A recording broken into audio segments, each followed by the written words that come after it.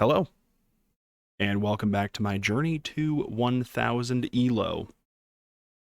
In the previous video, I believe we made it to 911 points, and this time I have 4 games to go over. Not sure how long it'll take. If it goes over 45 minutes, I will definitely make it a couple videos. So, this first game is against Rocco, and I'm just going to walk through it.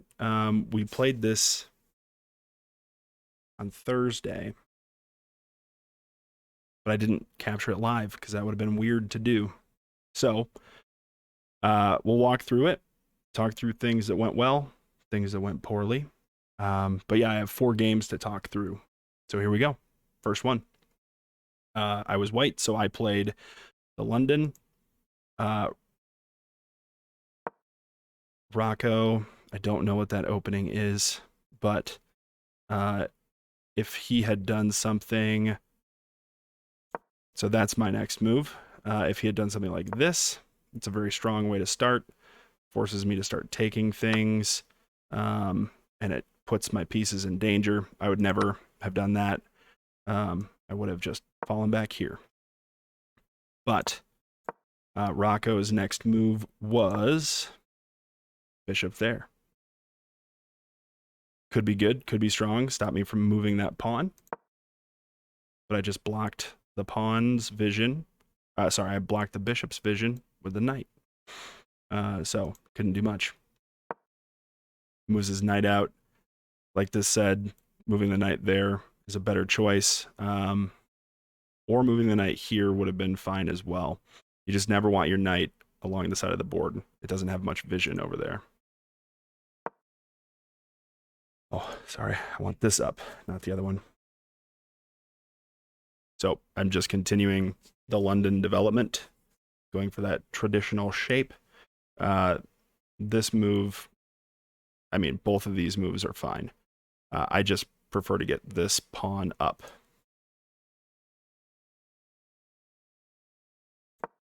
Rocco moved his knight in. Very threatening. I move my knight over. That way, if he takes with his bishop, I don't need to use a pawn. I can just take with that. I could also take with the queen, but I don't like moving the queen out super early. Okay. Knight to f6. Totally fine. I moved this pawn up because I wanted to get rid of this bishop, force him to make a choice, either move the bishop back or move the bishop back or somewhere over there, or take my knight. Instead of that, he left his bishop hanging and moved his knight over here, which is a blunder. A blunder just means that you're giving up material. So I took it, which this also attacks that knight. He took the bishop, wasn't too broken up about it. That's okay with me. I take back with the pawn. And this move is good in theory if this guy wasn't here. If my queen was elsewhere, that would be a fork and he would just get a rook. Sadly, my queen is here, so I just took it. Moves his pawn. If he was going to move something, maybe moving this pawn, it says to move that pawn. Just something else that you haven't moved already. Get some other pieces involved. Not pieces, sorry. Pawns don't technically count as pieces. I move my knight up, seeing this space being a little bit open. And so he moved his queen up. And I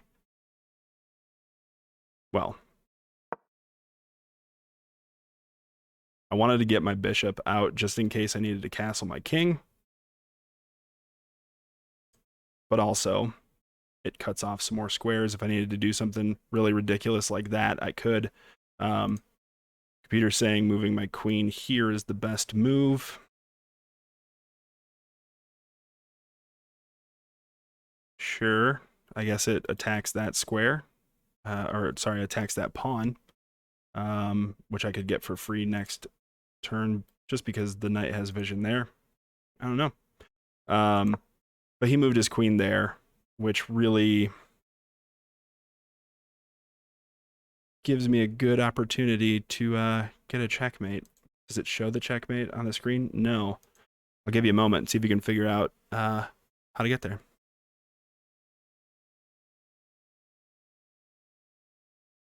Okay, that's enough time. Let's move on. Queen in.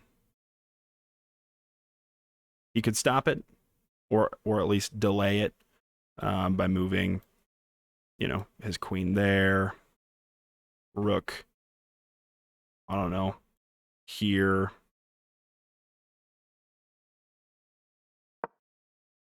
But he moved his rook there, which leaves this beautiful square wide open for checkmate.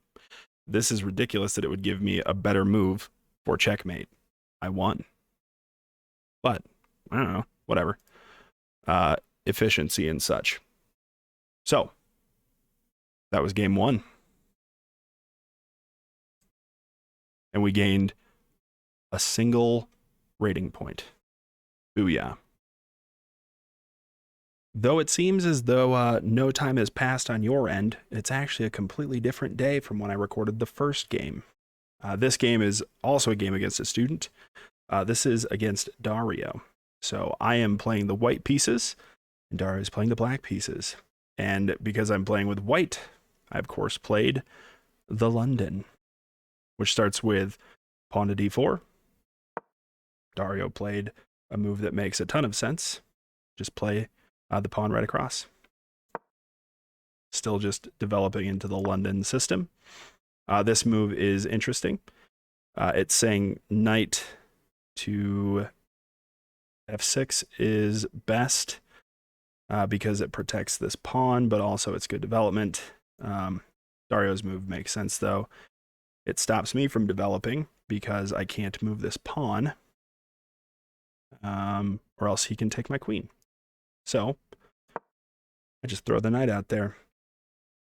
That breaks this pin, and I'm free to develop how I want in the future. Knight to f6. I move my pawn up. The main reason you want to do this as soon as possible is so that you can get this bishop out.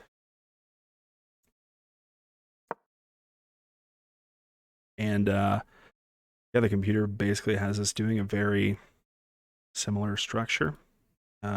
Just it wants more horsies out, different horsies out.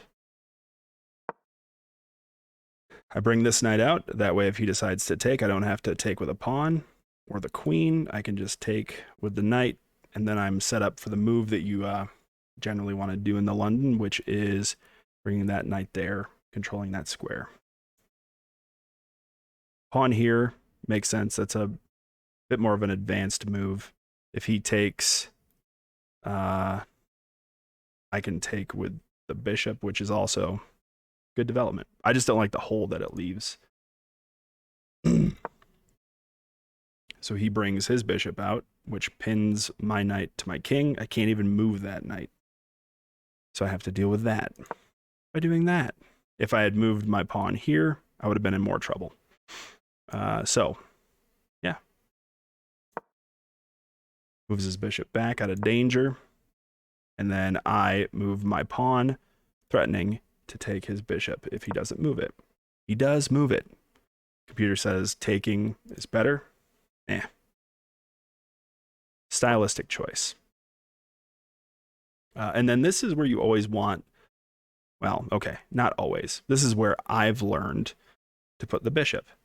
That is because it attacks here.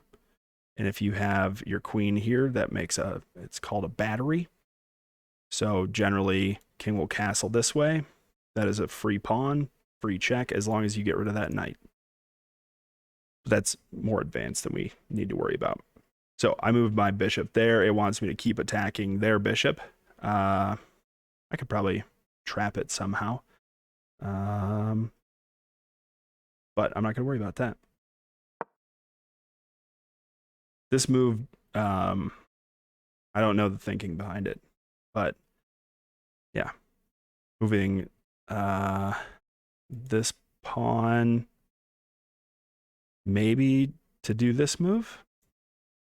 Basically what it does is traps the bishop, and I could do that move and that bishop's just mine.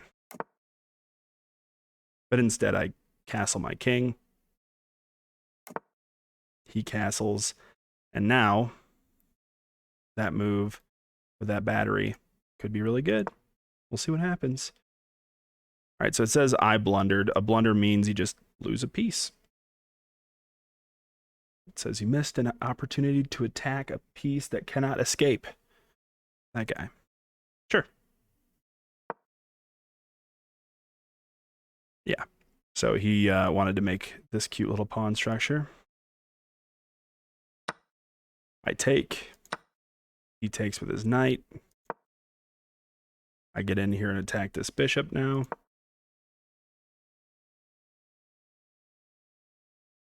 He just moves back.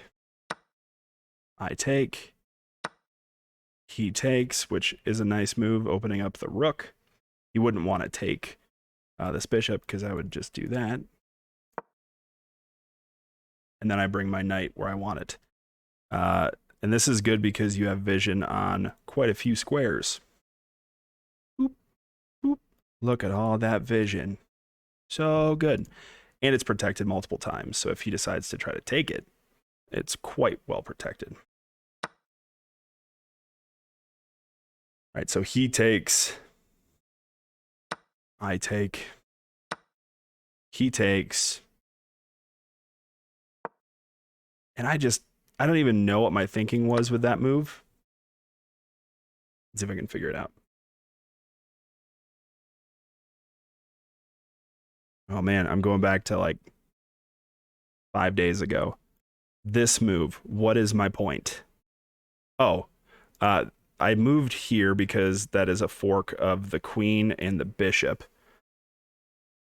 So no matter what, I'll win a piece. But it says this is a blunder.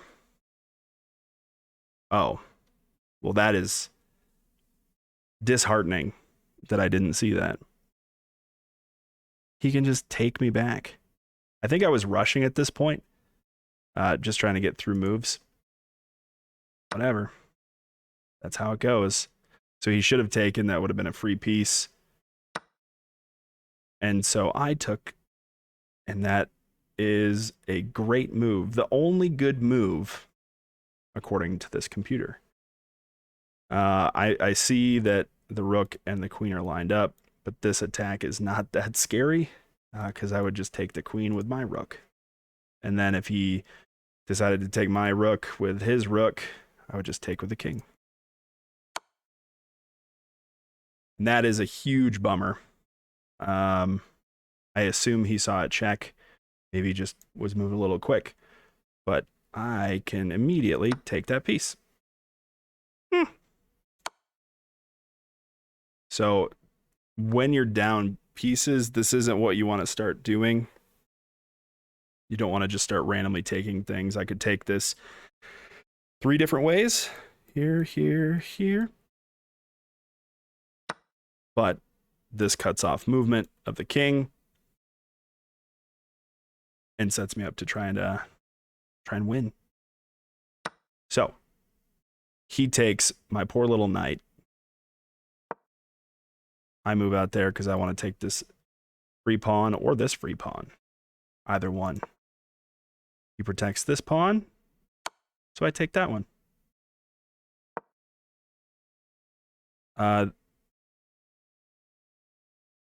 Oh, is this the game where... Yeah, okay. So, the queen is in here cutting off quite a few... what is that arrow? That's not what I wanted. Quite a few spaces. Take with the queen. I think that's just a desperate pawn move. And then this is the good stuff. Ready? So his king moves over, and at this point, it is forced checkmate in 2. I'll pause for a moment. See if you can figure out how.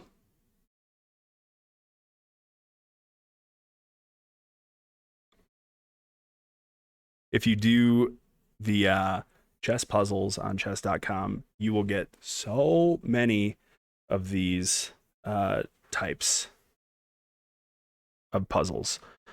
So we basically want to force the king over here.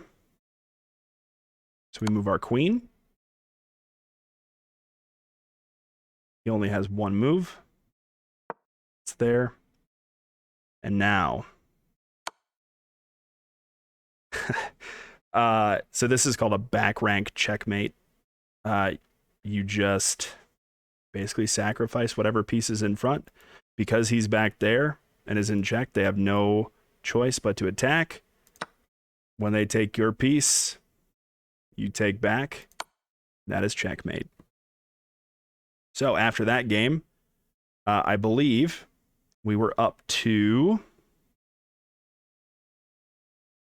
I can just check, I think. This will load. Hold on a moment. 931. So I gained about 11 points. And I will say this too.